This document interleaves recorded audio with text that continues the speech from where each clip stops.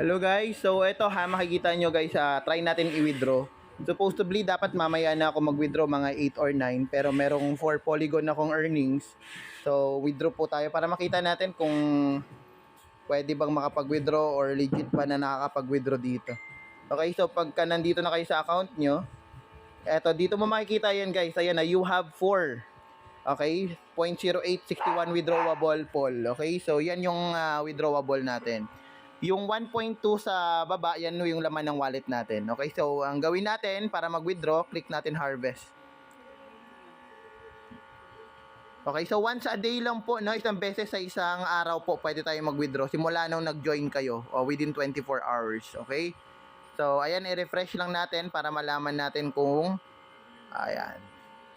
ayan, so nakita nyo guys, wala na yung withdrawable poll, 0002 withdrawal poll na lang. Ayan, naka-receive tayo ng 4.13 matic, okay, or 2 point something na dollars.